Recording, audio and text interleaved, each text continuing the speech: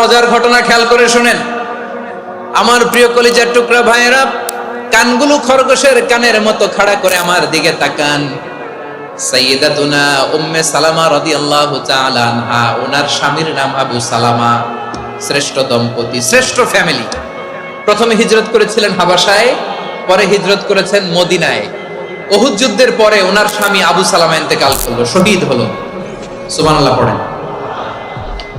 যখন আবু সালামা ইন্তেকাল করলো, উম্মে সালামা রাদিয়াল্লাহু তাআলা আনহা কেঁদে কেঁদে হয়রান। আর নবীর শিখানো বাণী অনুযায়ী তিনি বারবার পড়ছিলেন ইন্না লিল্লাহ। কি পড়ছিলেন? মুই কই যামু, কি হরমু, এগুলো বলে নাই। কি বলছে? ইন্না লিল্লাহ। যেহেতু বিশ্বনবী বলেছেন, কেউ যদি বিপদের প্রথম ধাক্কায় পড়ে ইন্না লিল্লাহি ওয়া ইন্না ইলাইহি রাজিউন, আল্লাহুম্মা আজুরনি ফি মুসিবাতি ওয়া আখলুফ লি খায়রাম মিনহা, তাহলে এই বিপদে যে সে যা হারালো তার চেয়ে শ্রেষ্ঠ কিছু দিয়ে আল্লাহ তার বদল দিয়ে দিবে। এই হাদিস শুনে উম্মে সালামা রাদিয়াল্লাহু তাআলা আনহা ওনার প্রাণ প্রিয় স্বামী আবু সালামার ইন্তেকালের পরে চোখের পানি ছাড়ে আর পড়ে ইন্না লিল্লাহি ওয়া ইন্না ইলাইহি রাজিউন, আল্লাহুম্মা আজুরনি ফি মুসিবাতি ওয়া আখলুফনি খায়রাম মিনহা। বারবার এই দোয়া পড়ে চোখের পানি ছাড়ে, এই দোয়া পড়ে চোখের পানি ছাড়ে, আর মনে মনে বলে আবু সালামার মতো ভালো মানুষ মদিনাতে নাই, আবু সালামার চেয়েও ভালো মানুষ মদিনাতে নাই, তার চেয়ে ভালো মানুষ কি করে আল্লাহ তাআলা আমারে দিবে, তার চেয়ে ভালো মানুষ তো আমি মদিনাতে দেখি না। চোখের পানি দিয়ে বুক ভাসায় আর নবীর হাদিসের উপর আমল করে পড়ে ইন্না লিল্লাহি ওয়া ইন্না ইলাইহি রাজিউন, ইন্না লিল্লাহি ওয়া ইন্না ইলাইহি রাজিউন। পড়তে পড়তে চোখের পানি ছাড়ে আর চিন্তা করে বিশ্বনবী বললেন, এই দোয়া পড়লে যেটা হারালাম তার চেয়ে ভালো কিছু দিয়ে আল্লাহ পুরস্কার দেয়। আবু সালামার চেয়ে ভালো মানুষ মদিনার মধ্যে আর কে হতে পারে? কি আজীব তামাশা, কি অবাক করা ঘটনা। কিছুদিন পরে দেখা গেল সাইয়্যিদুল মুরসালিন রাহমাতাল লিল আলামিন স্বয়ং বিশ্ব নবী উম্মে সালামাকে বিয়ের প্রস্তাব পাঠিয়েছে। স্বয়ং বিশ্ব নবী উম্মে সালামা রাদিয়াল্লাহু তাআলা আনহাকে বিয়ের প্রস্তাব পাঠিয়েছেন। উনি রাজি হয়ে গেলেন, বিয়ে হয়ে গেল, উনি হয়ে গেলেন উম্মুল মুমিনিন, আমাদের মা, পুরো মুসলিম উম্মার মা। চিৎকার করে বলেন আল্লাহু আকবার। তাহলে আমার প্রাণ প্রিয় ভাইয়েরা, বিপদে পড়লে আমরা পড়বো ইন্না লিল্লাহি ওয়া ইন্না ইলাইহি রাজিউন, আল্লাহুম্মা আজুরনি ফি মুসিবাতি ওয়া আখলুফ লি খায়রাম মিনহা। পড়বেন? পড়বেন না? যারা যারা বিপদ আসলে এই দোয়াটা পড়বেন এখন থেকে আওয়াজ করে ইনশাআল্লাহ বলেন। যা হারাইছেন তার চেয়ে শ্রেষ্ঠ জিনিস দিয়ে বদলা দিবে কে? বিশ্বাস হয়? একটু সন্দেহ লাগে মনে হয়, একটু সন্দেহ আছে? যাদের বিশ্বাস হবে তাদের কি আল্লাহ উত্তম বদলা দিবে, ঠিক কিনা বলেন? তাহলে বিপদে পড়লেই প্রথমে আমরা এটা পড়ব, এরপরে বিপদ আসলে নিজেকে কি করে আল্লাহর কাছে সঁপে দিতে হয় এটাও জানার দরকার আছে না নাই? বিপদে প্রথমে ইন্না লিল্লাহ পড়লাম, ধৈর্য ধারণ করলাম, বিপদ থেকে উদ্ধারের সর্বোচ্চ চেষ্টা করলাম। আমার কাজ যখন শেষ তখন আমি আমার এই বিষয়টা আল্লাহর কাছে সঁপে দিব। কার কাছে সুপর্দ করব? কার কাছে? বিপদে বললে কেমন করে নিজেকে আল্লাহর কাছে সঁপে দিতে হয় আসুন সাইয়েদনা ইব্রাহিম আলাইহিস সালামের জীবনী থেকে জানি। হাতে রশি বেঁধে, পায়ে রশি বেঁধে আল্লাহর খলিল ইব্রাহিম আলাইহিস সালামকে আগুনের মধ্যে নিক্ষেপ করা হবে। আহা, এটার বলে অগ্নি পরীক্ষা। উনি অগ্নি পরীক্ষার সম্মুখীন হয়েছিলেন। এজন্য কঠিন পরীক্ষাকে আমরা অগ্নি পরীক্ষার সাথে তুলনা করি, ঠিক কিনা? সাইয়েদনা জিবরাইল এসে বললেন, ও আল্লাহর খলিল, ওরা তো আপনার হাতও বেঁধে ফেললো, পাও বেঁধে ফেললো, নড়াচড়ার সুযোগ নাই, বলেন আমি জিবরিল ফেরেশতা আপনার জন্য কি করতে পারি? আল্লাহর খলিল ইব্রাহিম বলেন, ও জিবরাইল, তোমার কাছে আমার কোনো চাওয়া পাওয়া নাই। সুবহানাল্লাহ বলেন। তোমার কাছে বলার কিছু নাই, তোমার সাহায্যের আমার দরকার নাই।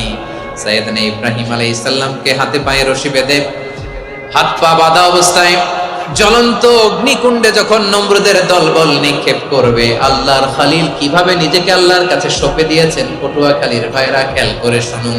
হাত পা বেঁধে আল্লাহর খলিলকে যখন নিক্ষেপ করা হবে, তিনি মুখ ফুটে বলে ফেললেন, হাসবুনাল্লাহু ওয়া নি'মাল ওয়াকিল।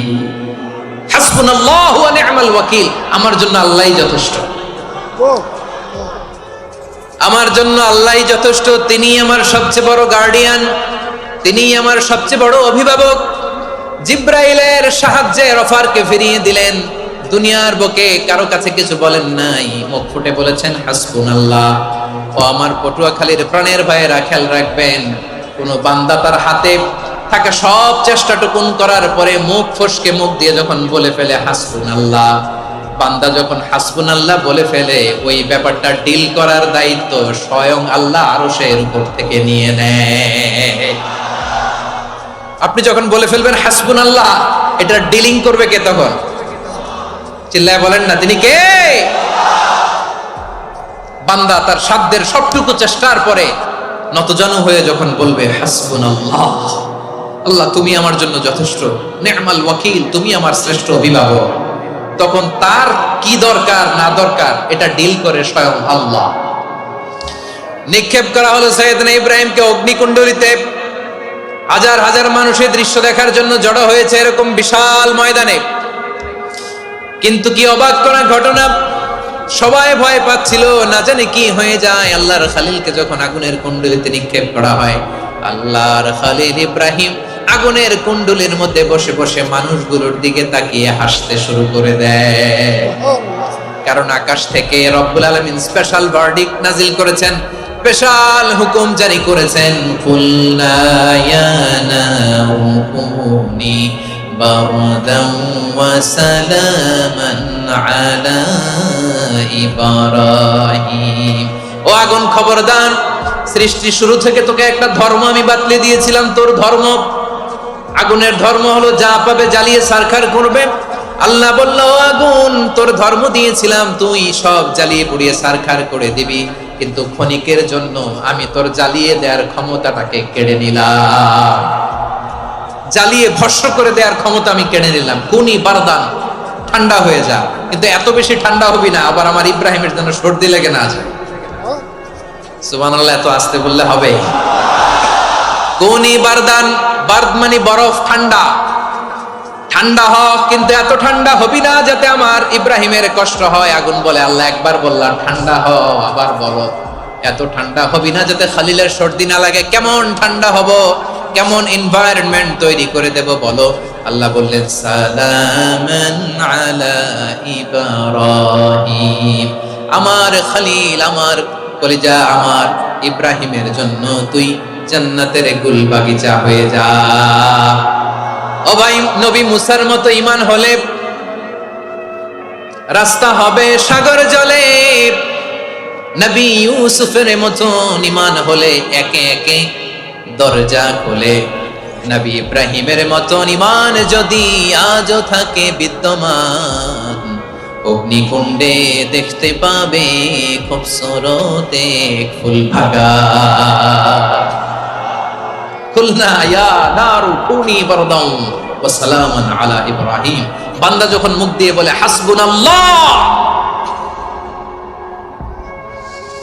আমার আল্লাহ আমার জন্য যথেষ্ট, এই বলে যখন নিজেকে সঁপে দেয়, তার কি লাগবে ওই দায়িত্ব স্বয়ং নিয়ে নেয় কে? সবাই বলেন, স্বয়ং নিয়ে নেয় কে?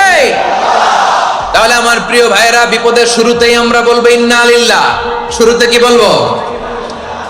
এরপরে যেই বাক্যটা পড়ে নিজের পরিস্থিতিকে আল্লাহর দরবারে সঁপে দিব, সেটা হচ্ছে হাসবুনাল্লাহ। সেটা কি? বিষ্ণু বলেন, লা ইয়াজালু লিসানুকা রাতাবান মিন যিকরিল্লাহ, সব সময় আল্লাহর স্মরণ দিয়ে, জিকির দিয়ে জিহ্বাটারে সিক্ত রাখো। আর শয়তানু জাসিমুন আলা কলবি ইবনে আদম, শয়তান বনি আদমের কলবে খামচি মেরে বসে থাকে। ফাইদা যাকারাল্লাহ খানাসা, মানুষ যখন আল্লাহর স্মরণ করে জিকির করে, শয়তান দৌড়ে পালায়। ওয়া ইদা গাফালা ওয়াসওয়াসা, যখনই বনি আদম গাফেল হয়, তখনই শয়তান তার হৃদয়ে ওয়াসওয়াসা দেয়। এজন্য বিপদে পড়লে ইন্না লিল্লাহ, নিজের সবটুকুন করার পরে, নিজের রোল প্লে করার পরে নিজেকে আমরা কি বলে সঁপে দিব? সবাই বলেন, সবাই বলতে হবে, আরো জোরে বলে, মনে থাকবে? বিপদে পড়লে প্রথমে ইন্না লিল্লাহ, এরপরে নিজেকে যখন সঁপে দিব তখন হাসবুনাল্লাহ। এরপরে কঠিন বিপদ যদি যখন বিশ্বনবী পড়তেন, তখন কি করতেন?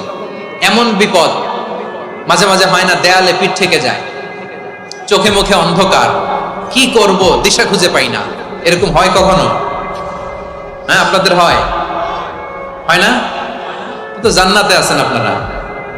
হয় হয় এরকম হয়েছে না যে দেয়ালে পিঠ থেকে গেছে, চোখে মুখে অন্ধকার, ওই যাব কি করব, বাঁচানোর কেউ না, এরকম হয়েছে কখনো আপনাদের?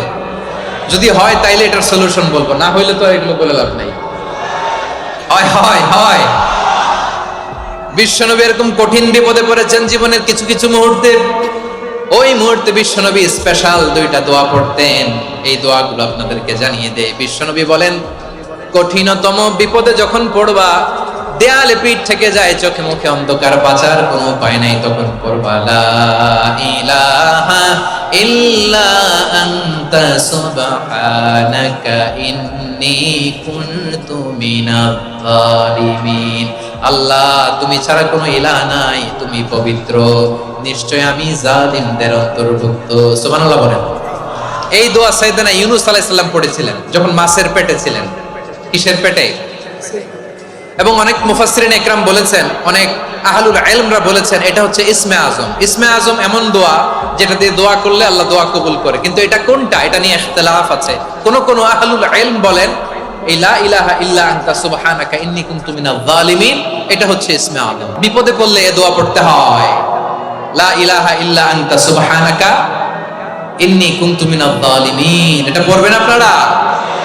এই দোয়া পড়ে সাইয়েদনা ইউনূস আলাইহিস সালাম মাছের পেট থেকে রক্ষা পেয়েছিলেন। রক্ষা করেছিল কে? তুমি ইউনূস নবীরে যখন খাইলো মাছেতে গিলিয়া, ফেরেশতা পাঠাইয়া